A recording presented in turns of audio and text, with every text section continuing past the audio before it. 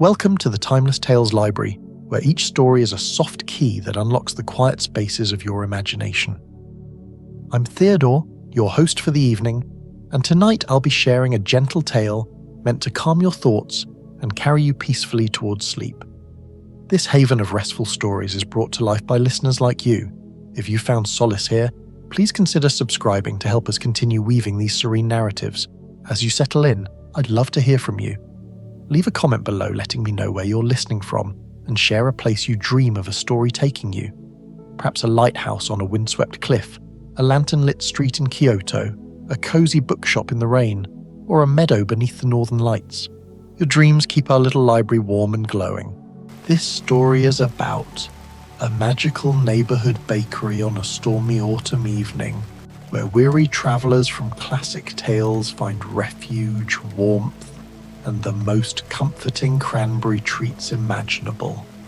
Each arrival bringing their own quiet story to share beside the fire. Now close your eyes and breathe deeply. You're entering a special section of the Timeless Tales Library where the books are not made of paper, but of soft glowing clouds. This is a place for stories of gentle journeys and floating dreams. Each tale is woven from starlight and moonlight, full of tranquil characters and calming landscapes. Feel your body settle into the cloud-like comfort of your bed, your own personal nook in this gentle expanse. Release any tension in your legs, arms, and neck. Let the soft, feathery texture of your blankets and mattress wrap around you. The cloud weavers of the library are here to guide you to a restful sleep. The words of the story are carried on a gentle breeze, a whisper that soothes your mind and body. Let yourself drift with them.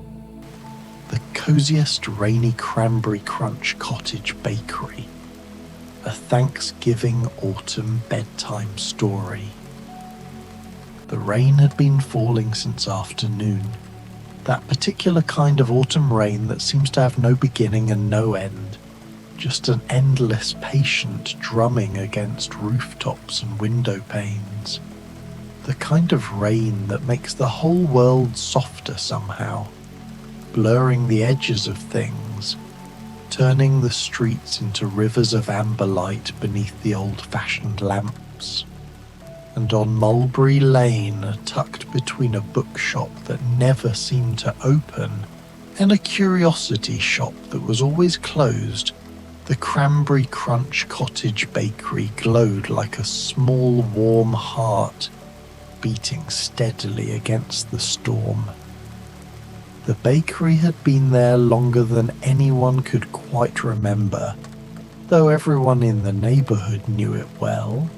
Its windows, round-topped and leaded, each pane slightly uneven in that way that speaks of genuine age, cast golden rectangles onto the wet cobblestones.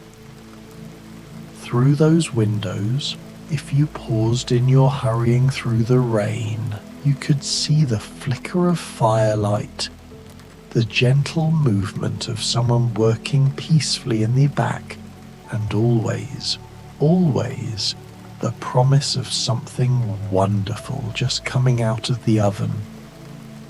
Tonight, the bakery seemed to call more insistently than usual. Perhaps it was the particular chill in the November air, or the way the wind carried with it the first real whisper of winter, or simply that it was the kind of evening when all wandering souls seek shelter. Whatever the reason, the Cranberry Crunch Cottage Bakery stood ready. Its door painted a cheerful red that seemed to say, here is warmth, here is rest, here is everything you need. Inside, the bakery was a study in autumn comfort. The walls were exposed brick, mellowed to a soft russet by time and the patina of countless wood fires. Wooden beams crossed the low ceiling, hung with bunches of dried herbs, thyme and rosemary and sage, and strings of cranberries that caught the light like tiny rubies. The floor was made of wide planks, worn smooth by generations of footsteps, covered here and there with rag rugs in shades of rust and gold and deep forest green. But it was the fireplace that dominated the room, a massive thing built of river stone, with a hearth wide enough to sit in and a fire that crackled and popped with that particular music that only burning applewood makes. Before it, several mismatched armchairs had been arranged in a loose semicircle, each one deep and welcoming with cushions that looked like they'd been chosen for comfort rather than coordination. Small tables stood at convenient intervals, perfect for setting down a cup or a plate. Along one wall ran the bakery counter, its surface a thick slab of butcher block, worn into gentle valleys by years of rolling pins and kneading hands. Behind it, open shelves displayed the evening's offerings on cake stands and in wicker baskets lined with linen cloths. And oh, what offerings they were! The cranberry crunch treats were legendary, and tonight they were everywhere. There were cranberry crunch tarts, their latticed tops golden and glistening, the cranberries visible beneath like jewels in a treasure chest. There were cranberry crunch scones, studded with whole berries and topped with a buttery streusel that promised to melt on the tongue. Cranberry crunch muffins rose in proud domes from their papers, while cranberry crunch bread, dense, moist, perfect, sat in thick slices ready to be toasted. And in the place of honor, a massive cranberry crunch coffee cake, its surface a landscape of crumble topping and ruby fruit still warm from the oven. The scent that filled the bakery was beyond description. It was butter and sugar caramelizing together, the bright tartness of cranberries, the warm spice of cinnamon and nutmeg, and the faintest hint of orange zest. It was the smell of autumn distilled, of Thanksgiving mornings and harvest festivals, of every warm kitchen you'd ever love. It wrapped around you like a blanket the moment you stepped through the door, and it promised that here, in this place, everything would be all right. The baker herself, or himself, for no one was ever quite sure and it seemed impolite to ask, remained mostly in the back, visible only as a shadow moving peacefully behind the kitchen door, occasionally bringing out fresh trays or refilling the copper kettle that sang on its hook above the fire.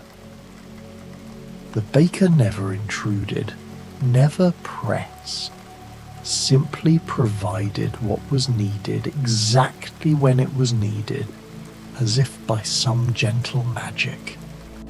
The rain intensified as the evening deepened, and with it came the first visitor. The door opened with the soft chime of a bell, and a gust of wind-driven rain swept in, bringing with it a very damp, very tired mole. He stood in the doorway for a moment, water streaming from his velveteen coat, his small paws clutching a thoroughly soaked handkerchief, his whiskers drooping with moisture. He blinked at the warmth and light, and a sound that might have been a sigh of profound relief escaped him. "Oh my," he said softly, his voice carrying that gentle courtesy that was so characteristic of him. "Oh my, what a perfectly lovely place." He stepped inside properly, closing the door carefully behind him, and looked around with the wondering eyes of someone discovering a treasure.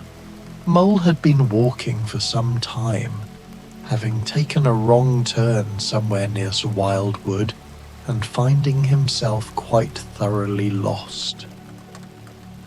The prospect of another night in the rain had been weighing heavily on his kind heart, and the sight of this bakery was nothing short of miraculous.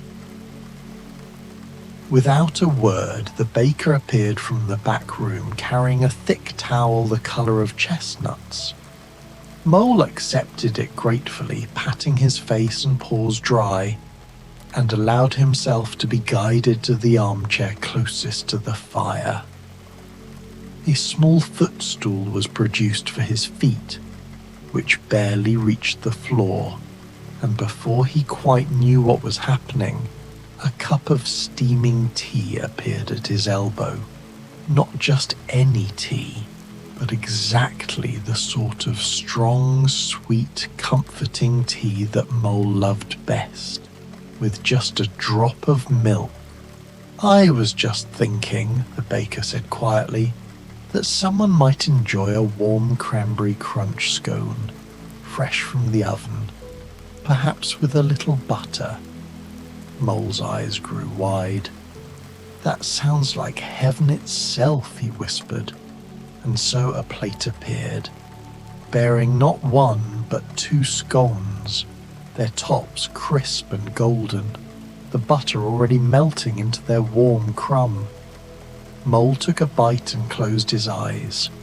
The scone was perfect, tender and crumbly, the cranberries providing little bursts of tartness that balanced the sweet, nutty crunch of the topping. It tasted like home, like safety, like every good thing in the world.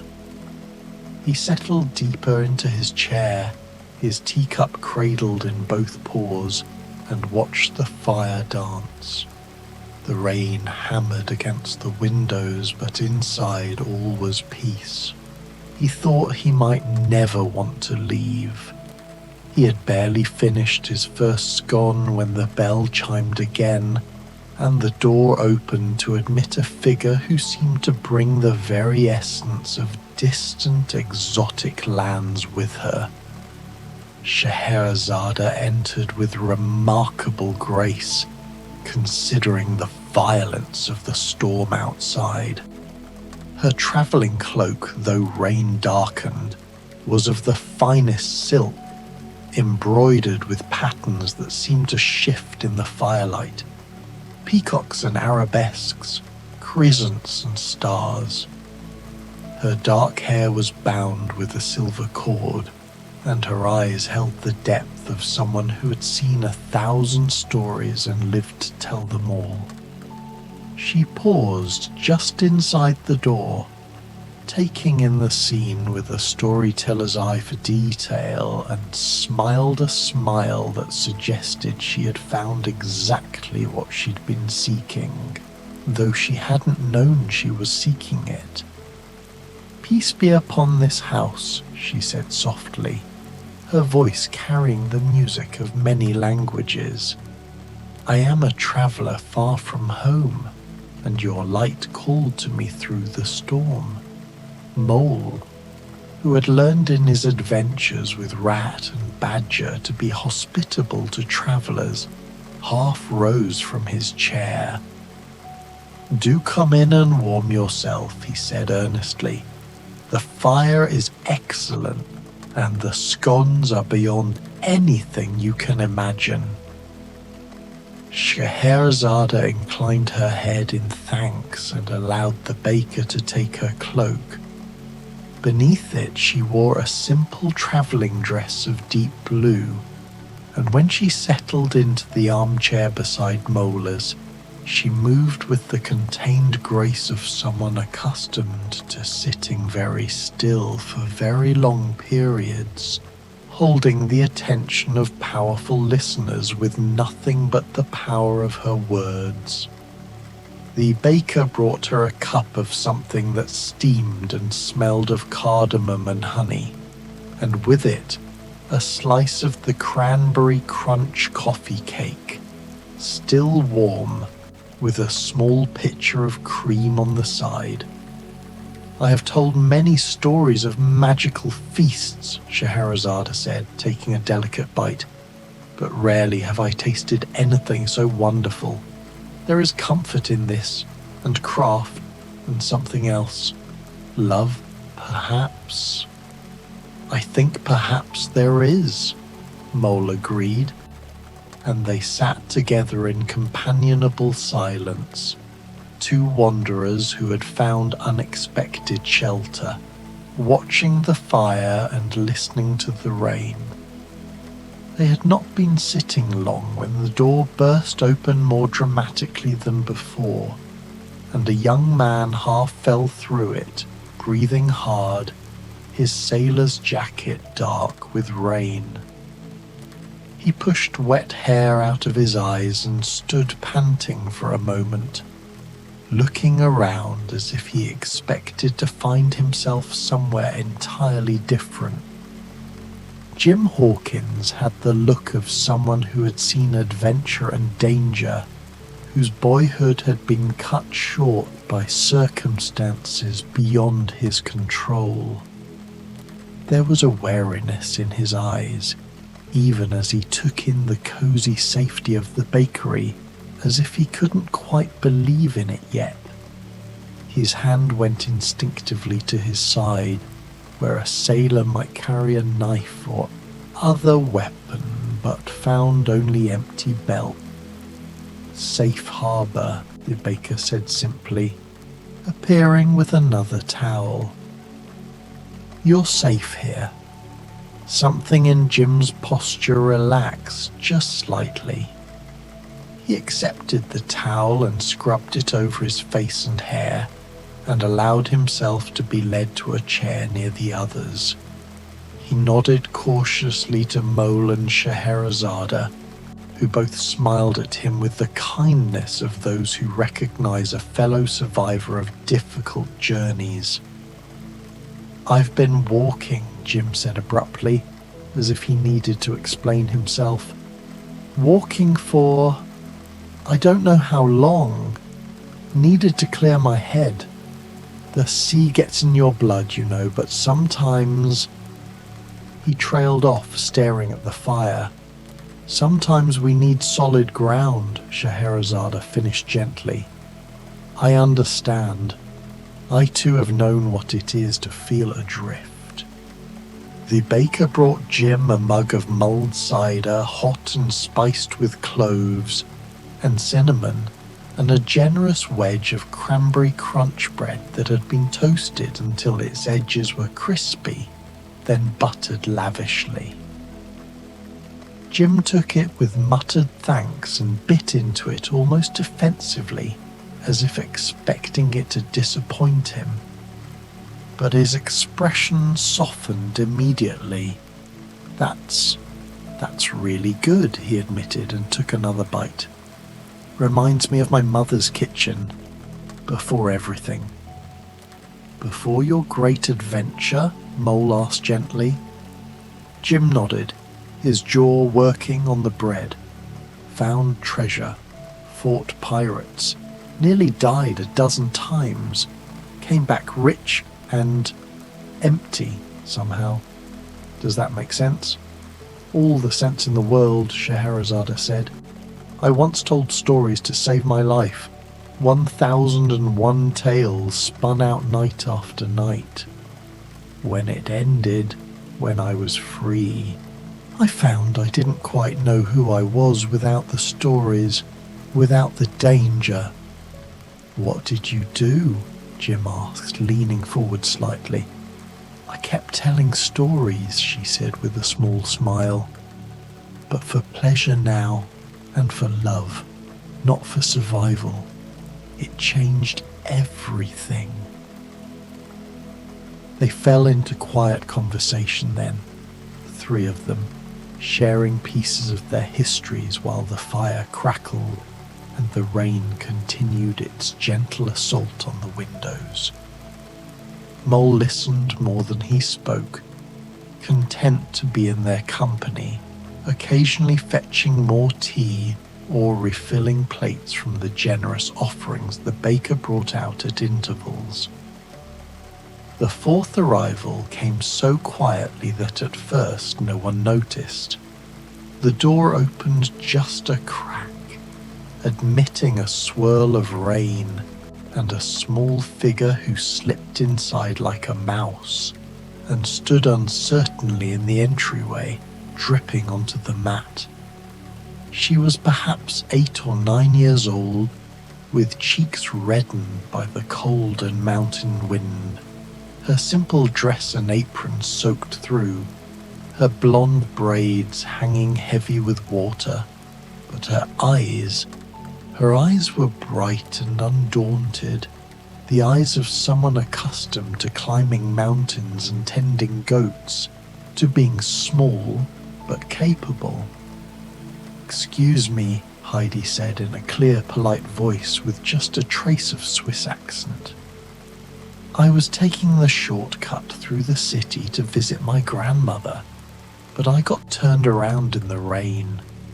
Might I warm myself for just a moment?" "Oh, you poor dear." Mole was on his feet in an instant, his natural kindness overcoming any shyness. "Come in at once. You must be frozen through." The baker appeared with yet another towel and soft woolen shawl, wrapping Heidi in both and guiding her to a small stool near the fire. Closer even than the others, for the child was shivering despite her brave smile. A cup of hot chocolate appeared rich and dark, topped with a cloud of cream, and beside it a cranberry crunch muffin still warm enough that steam rose when Heidi broke it open. "I've never had cranberry before," she admitted, taking a careful bite. Her eyes widened. "Oh, it's like the berries we pick in the alpine meadows, but different, tangy and sweet at once." "Are you really travelling alone?" Jim asked, his protective instincts clearly aroused. That's brave." Heidi straightened with pride. "I've lived on the Alm with my grandfather. I'm not afraid of travelling, though I admit I've never been lost in a city before. Mountains are easier. You can always see where you're going." "The mountains must be beautiful," Scheherazade said warmly. "I have told stories of mountains that touch the sky, but I have never seen them myself." And so Heidi began to describe her Alps, her voice taking on a dreamy quality as she spoke of meadows full of flowers, of the song of the goat bells, of cheese and fresh milk, and the way the sunrise painted the peaks gold and rose. The others listened transported, and the bakery seemed to grow even cozier, as if her words were weaving additional warmth into the very walls. The evening deepened. The baker brought out a tray of cranberry crunch tarts, each one a work of art with its woven lattice top, and distributed them among the group. They ate slowly, savouring each bite, speaking less now and simply being present with one another and the storm. Then came a tap at the door, not the sound of a hand, but something smaller, more deliberate. The baker opened it to reveal a small figure standing at attention on the doorstep, the steadfast tin soldier, in his faded red and blue uniform, missing one leg, but standing perfectly balanced nonetheless, his painted-on expression as stoic as ever. "I beg your pardon," he said in a precise military voice that somehow conveyed both dignity and vulnerability. "I seem to have been swept along by the storm.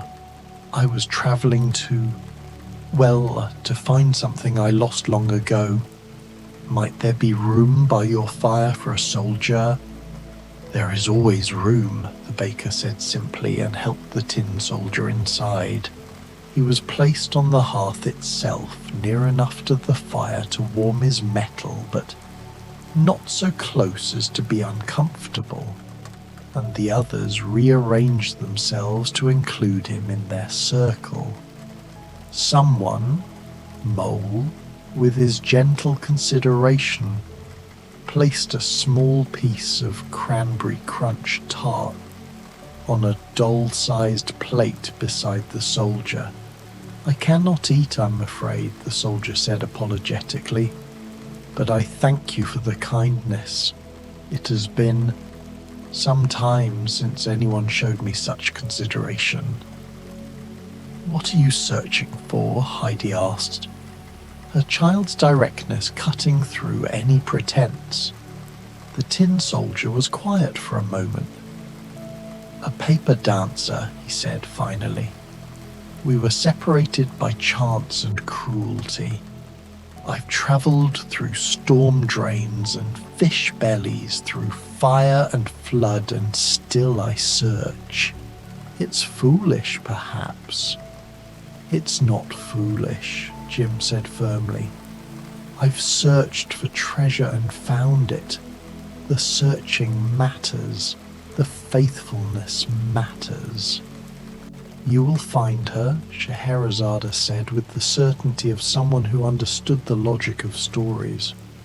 "All true loves find each other in the end.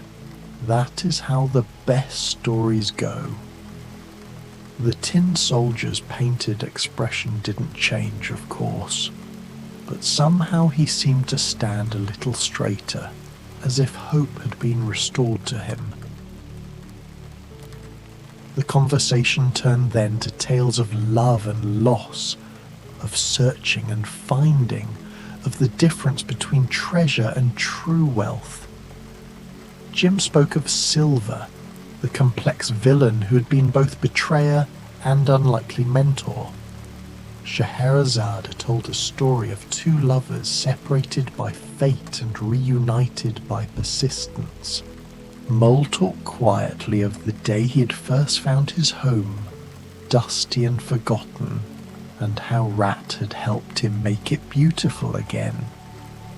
Time seemed to slow and soften, the way it does in the deepest evening hours when the world outside has gone to sleep, and those awake feel themselves part of a secret society, keepers of the quiet hours. The fire burned lower and was built up again. The rain continued, but its violence had lessened to a steady, soothing rhythm. It was during this peaceful interlude that the final visitor arrived. Wendy Darling pushed open the door with more confidence than any of the others had shown, though she too was soaked through. She was older than Heidi, perhaps 16, with her hair pinned up in a style that suggested someone trying very hard to be grown up, while not quite being ready to leave childhood behind. She carried a small carpet bag, and her dress, though wet, was practical and well made.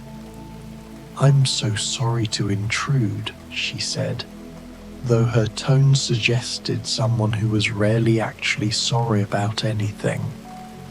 "But I was travelling home from my teaching position, and the trains have all stopped running due to the storm. I saw your light and thought, well, I hoped you might have a dry corner where I could wait until the weather clears." "We have more than corners," Mole assured her. "We have chairs and fire and the most wonderful cranberry treats you've ever tasted. Do come in." The baker took Wendy's cloak and bag, provided the now familiar towel, and guided her to the last remaining armchair. A cup of tea appeared, something floral and delicate, along with a slice of the cranberry crunch coffee cake that had been calling to her since she walked in. Wendy settled with a sigh that released considerable tension. "What a remarkable place," she said, looking around at the gathered company. "It's like something from a story." "We're all from stories," Scheherazade said with a gentle smile, "in one way or another." "I suppose that's true," Wendy admitted. She took a bite of cake and closed her eyes. "Oh my, that's extraordinary. It tastes like autumn evenings and home and everything good you've ever remembered." "That's exactly it," Jim agreed. "I've been trying to figure out what makes it so special, and that's exactly it." Wendy looked at each of them in turn. The small, earnest mole, the elegant Scheherazade, with her air of distant mysteries, Jim with his sailor's wariness, little Heidi curled contentedly on her stool with her hot chocolate, the tin soldier standing at attention on the hearth. "Are we all travellers tonight?" she asked. "All of us caught by the storm and finding shelter here?" "It seems so," Mole said, "though I think perhaps we were meant to be caught, meant to find this place." "I stopped believing in meant to be a long time ago," Wendy said, but her tone was wistful rather than bitter. "I had adventures once when I was younger, flew away to a place where no one had to grow up, but reality has a way of reclaiming us, doesn't it?" "Does it?" Heidi asked, genuine curiosity in her voice. "My grandfather says the mountains teach us that reality is bigger than we think, that there's always room for wonder if we keep our eyes open."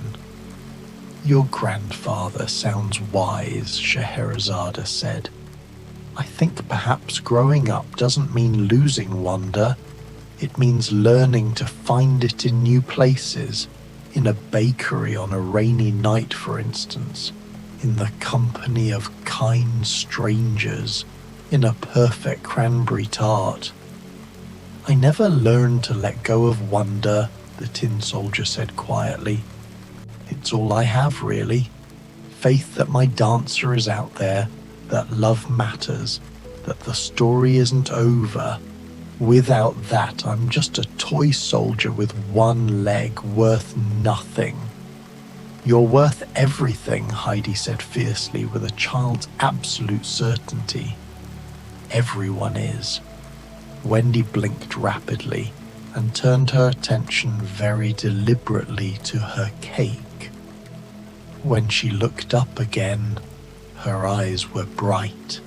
"Thank you," she said simply. "I think I needed to hear that, to be reminded of that." The baker emerged then from the kitchen, carrying a large teapot from which steam rose in fragrant curls. Moving quietly among them, the baker refreshed cups and mugs and brought out a final tray. Small cranberry crunch cookies, each one decorated with a delicate pattern of pressed oats and a single dried cranberry pressed into its center.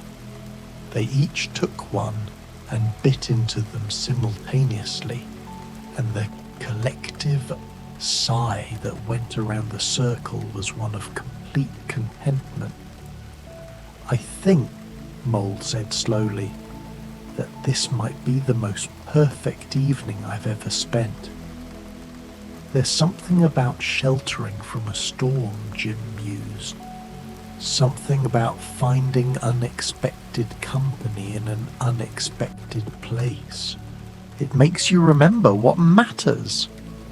"What matters?" Heidi prompted, sleepy now, her head drooping slightly against the arm of her chair. "This," Jim said, gesturing to encompass them all. "The bakery, the moment, connection, kindness, knowing you're not alone. Stories," Scheherazade added softly. "We are all stories, and we are all storytellers. Every life is a tale being told, and every meeting writes a new chapter. Hope, the tin soldier contributed. The belief that better things are coming, that what we love is worth pursuing, worth standing steadfast for. Home, Wendy said, surprising herself. Not a place, necessarily, but a feeling.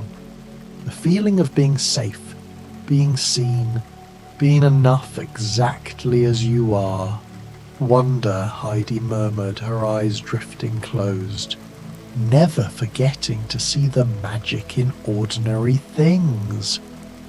Mole looked around at his companions, his heart full to bursting.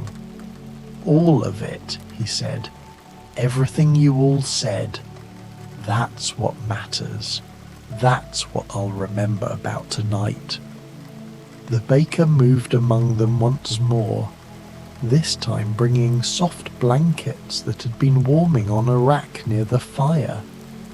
These were draped gently over shoulders and laps, and Heidi was lifted, still clutching her now empty hot chocolate cup, and settled more comfortably in her chair with a cushion behind her head. Outside, the storm was passing. The rain had gentled to a soft patter, more lullaby than percussion. Through the windows they could see that the wind had died down, and though the night was still dark, it had lost its fury. Inside the Cranberry Crunch Cottage bakery, 6 travellers sat in perfect peace. The fire had burned down to glowing coals that pulsed like a gentle heartbeat. The scent of cranberries and cinnamon and butter still hung in the air, mixed now with the wool smell of wet clothes drying and the indefinable scent of contentment. Scheherazade began to tell a story, very quietly, her voice pitched low and soothing. It was a story about a garden where it was always autumn, where the leaves never finished falling and the harvest never ended, where there was always enough and everyone was welcome. Her words wove through the room like a gentle spell, and one by one, the others' eyes began to close. Heidi was first, curled like a kitten in her chair, her breathing deep and even. The tin soldier next, standing at attention even in sleep, having found for one night at least a place where he was valued. Jim slouched lower in his chair, his sailor's vigilance finally released, his face softening into boyishness again. Mole tucked his paws under his blanket and let his head rest against the wing of his chair, a small smile on his whiskered face. Wendy fought sleep the longest, wanting to hold on to this perfect evening, this moment of peace. But eventually even she surrendered, her teacup tilting gently in her lap before the baker quietly removed it to safety. Scheherazade's story wound to its gentle conclusion, and there, in that garden, all souls found rest, and all stories found their happy ending for now and forever. And then she too was still, her head tilted back, her hands folded peacefully in her lap. The baker moved silently among them, checking that blankets were secure, that the fire was safe, that each dreamer was comfortable. More wood was added to the coals, just enough to keep the room warm through the night. The remaining cranberry treats were covered with clean cloths. The candles were snuffed one by one, leaving only firelight. At the windows, the rain finally stopped. The clouds began to break apart, revealing between them glimpses of stars hard and bright and impossibly distant. The street outside was washed clean, the cobblestones gleaming, the air smelling of wet earth and autumn leaves.